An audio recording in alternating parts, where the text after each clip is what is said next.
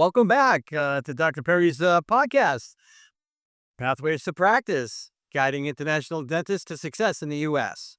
Well, I'm your host, Dr. Ron Perry, and today's episode, we're going to talk about something very interesting. I think it'll be very dear to your heart, is paying for dental school. We're going to talk about scholarships. We're going to talk about strategies. We're going to talk about some financial hacks. Try to get you there because let's face it, dental school is expensive. How in the world are you going to pay for it? Well, as I said, it is expensive, but I don't want to sugarcoat it in any way, but there are definitely ways to plan for it. And just like anything else, the program itself and the financial strategies behind it need planning. And so that's what we're going to talk about today. So for international students, the numbers can feel even more overwhelming with tuition, living expenses, relocation costs, licensing exams. It all adds up, plus everything else that goes into it. But here's the good news. It does not have to break you. All right. In today's episode, we'll talk about scholarships for international students. And yes, they do exist. Unconventional funding options, ways to think beyond the obvious, outside the box. Insider tricks to reduce your financial burden before, during, and after dental school.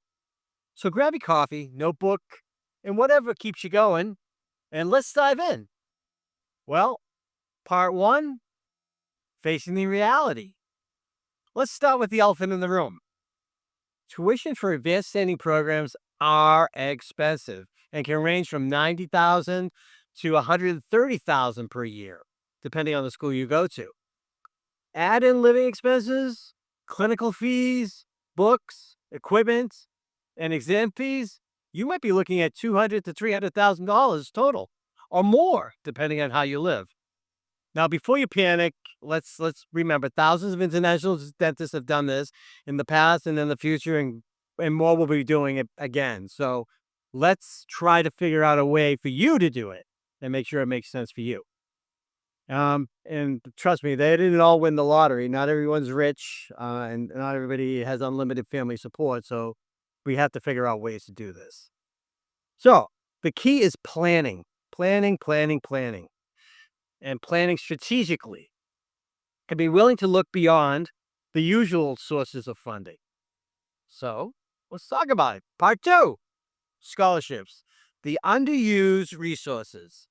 I'm telling you, there are scholarships out there, but you have to look for them. I was always amazed that there's not enough scholarships. I give you that.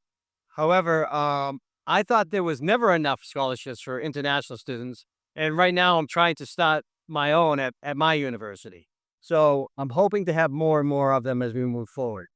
Scholarships for international students are out there, but here's the truth. They don't usually fall into your lap. So you have to hunt for them. You have to search for them. You have to apply for them early and sometimes create your own opportunities. So where do you look? Well, some schools have school-based scholarships, so you definitely look into those. Like Tufts offers limited merit-based scholarships, but you got to look to see how it can be done. Not all of them are there. Not everyone's going to get it. Some things you have to go through hoops, maybe write an essay, figure out why you're deserving of that scholarship. But ask the admissions of the financial aid office at whatever school you happen to apply to, are there scholarships open to non-U.S. citizens or permanent residents? And find out the answer. That's the quickest way to find out whether your institution has it or not. So there are professional organizations that may give you scholarships, like the Hispanic Dental Association, I know has some scholarships that might be open to you. The American Dental Education Association, ADEA, has some scholarships that are available, but you have to hunt them out and look for them and ask for them. The American Association for Women Dentists, they're out there, have scholarships open to international students in certain categories. I know in Boston, the Boston Public Library has scholarships to certain ethnic groups that you may want to look into. But again, you have to look into the scholarships and find out and apply for them. Some are $500, some can be $100, some can be $200. So it can be tedious, it can be time consuming, it can be well worth it, and definitely keep the cost down for you. Community and private foundations. I would reach out to your local Rotary clubs, Mason clubs, philanthropic organizations, any organization, or even religious groups sometimes have some scholarships that you may be aware of or may not even be aware of. So reach out, ask around, and you can definitely find some. And especially if you're pursuing a health profession. These are less competitive than national awards, but fewer people think to apply. So, not a bad idea to try. If you don't apply, you can't get the money. There's country specific funding. Sometimes governments like Saudi Arabia, Kuwait, or Oman offer sponsorships for their students or citizens studying abroad in the healthcare field. So take a look at it. Look at your government. They may offer you something that you may or may not know about. Even if you're already relocated, check with your country's embassy because you never know. If you don't ask, you don't get. So, key takeaway, keep a spreadsheet, set reminders, and apply in batches. Treat scholarship hunting like a part time job, but you got to be organized with it because some are very small, some are very large, and there are time limits or time constraints. So, you got to know what they are and where they are. So, let's talk about part three. Let's talk about the unconventional funding options. Well, now let's get a little creative here. Employer sponsorship, post graduation.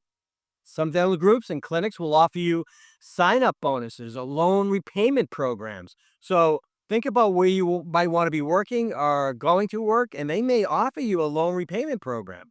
If you commit to working for them for a certain number of years, not a bad option. It's more common in underserved or rural areas, so something to think about. Research or teaching assistantships. While rare in dental schools or in dental programs, some schools offer stipends or tuition discounts if you assist with preclinical teaching, tutoring, or lab work. If you have research experience, this could be your ticket. So look into it. See whether your program will allow you to do it while you're being trained. Crowdfunding and community support. I've seen students raise up to $20,000 through platforms like GoFundMe by sharing their story and demonstrating their commitment to serving communities in need. Got to be creative. If you don't ask, you don't get. Side hustles that don't break visa rules. Let's talk about them. On an F1 visa, you can't just pick up any job, as you know, but you can do on campus work, paid research, or certain OPT or CPT approved activities. So look into it. Know what your options are. See if there's anything available.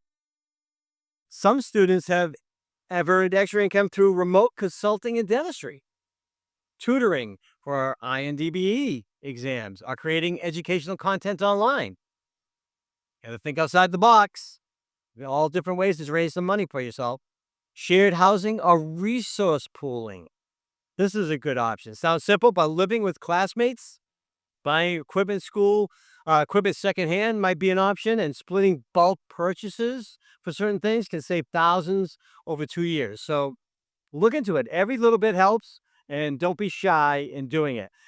Being frugal is nothing to be ashamed of, and if you got to do what you got to do. Remember what the goal is. Remember your why. So let's talk about part 4. Insider tricks to reduce the burden. Here's where the hacks come in. Negotiate when you can. So, some fees are surprisingly flexible, especially housing. Try to negotiate it. Uh, if you don't ask, you don't get. Life is negotiable. So, if you don't ask, you don't get, as I say. Look at insurance or instrument kits. Maybe there's cost there. Law schools don't, but you got to ask. Always ask if there's a student discount or a waiver on anything or anywhere you go. Pay tuition strategically. If your school allows payment in installments, keep your money in a high yield savings account until it's due, and then pull it out. And it won't make you rich, but at least you'll get a little bit more extra income or a little bit more extra interest from the money that you had. But it all adds up. Tax considerations. If you're on a certain visa and have U.S. based income, like on campus work, you may qualify for tax treaty benefits with your home country. Got to ask, find out. Use credit wisely. Apply for student credit cards with cash back rewards for equipment purchases or whatever travel you might have to do while you're in school, but pay them off immediately to avoid any of the interest penalties. Minimize lifestyle inflation. Just because some classmates lease luxury apartments or cars or dine out every night doesn't mean that you have to. You should remember financial discipline now equals freedom later. So live frugally now so you can live better later. So let's wrap up. Let's do part 5 and wrap up and give some encouragements of what's going on here. If you take nothing else from this episode, remember, paying for dental school is not just about having the money, it's about managing the money you have now and finding creative ways to bring in more. So, the strategies we've covered today, scholarships, unconventional funding, and financial hacks, are not quick fixes, but every little bit helps. But they work when you apply them consistently and strategically. So, more importantly, don't let the price tag scare you away from your dream or dental education. If dentistry in the U.S. is your goal, there's always a way forward. Thanks for tuning in. Please share with people that may find this interesting and sign up for my podcast. Looking forward to the next one. See you real soon. Bye bye.